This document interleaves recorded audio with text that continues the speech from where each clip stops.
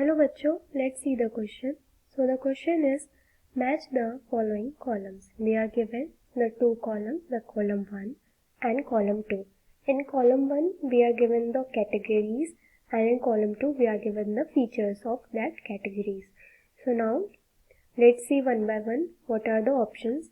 In column 1 we have prosthetic groups, coenzymes and metal ion cofactor. And in column 2 we have coordination bond with apoenzyme. Second option is tightly bond to apoenzyme and third option is transient binding with apoenzyme. So now let's see what will be the key concept used here in this question. So first of all, the key concept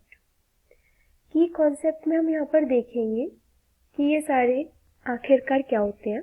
तो यहाँ पर हमारे enzymes में देखा जाए तो enzymes हमारे दो पार्ट से बने होते हैं. उनके पास एक नॉन प्रोटीन पार्ट होता है और एक प्रोटीन पार्ट होता है. तो जो प्रोटीन पार्ट हो जाएगा इसका प्रोटीन पार्ट को हम कह देते हैं एपोएंजाइम. और जो नॉन प्रोटीन पार्ट है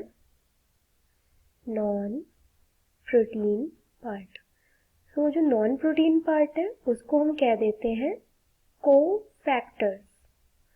जो कोफैक्टर्स हैं वो एपोएंजाइम के साथ मिलकर जो एंजाइम्स हैं उसको एक्टिव बना देते हैं, उनको और ज़्यादा एफिशिएंट बना देते हैं. तो यहाँ पर हम देखें तो कोफैक्टर्स में हमको फिर तीन तरह के देखने को मिलते हैं. एंजाइम्स में अगर हम देखें तो कोफैक्टर होते हैं तीन तरह के. एक हो जाएगा प्रोस्थेटिक ग्रुप, एक हो जाता है कोएंजाइम और हो जाता है मेटल आयंस. तो ये हमको तीन तरह के कोफैक्टर्स देखने को मिलते हैं. प्रोस्थेटिक ग्रुप क्या होता है? प्रोस्थेटिक ग्रुप जो होता है ये हमारा एपोएंजाइम से टाइटली बॉन्ड होता है. तो यहाँ पर हम देखेंगे क्या कॉलम 1 में प्रोस्थेटिक ग्रुप हमारा मैच हो जाएगा option number 2 of column 2, tightly bound to apoenzyme. Next हम देखेंगे कोएंजाइम. तो जो कोएंजाइम होते हैं इनका एपोएंजाइम के साथ जो बॉन्ड होता है वो ट्रांजिएंट होता है, वो कुछ समय के लिए होता है और फिर वो रिएक्शन होने के बाद अपने आप हट जाते हैं वहाँ से एपोएंजाइम से और वो उसी टाइम उनको एंजाइम्स को एफिशिएंट बनाते हैं रिएक्शन के लिए. तो यहाँ पर हमारा कोएंजाइम किससे मैच हो जाएगा option number 3, that is transient binding with apoenzyme. Next देखें मेटल आयन कोफैक्टर्स में. तो मेटल आयन कोफैक्टर जो होता है उसका वो कोऑर्डिनेशन बॉन्ड बनाता है एपोएंजाइम्स के साथ और इसके एग्जाम्पल हो जाएंगे जिंक, काफ़ी सारे मेटल्स, जिंक, मैग्नीशियम, ये सारे जो होते हैं ये सारे हमारे आ जाएंगे मेटल आयन कोफैक्टर्स के एग्जाम्पल में. तो यहाँ पर हमारा फाइनल आंसर क्या हो जाएगा?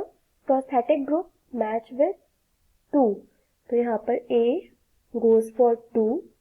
We are given the 2 in A and C options.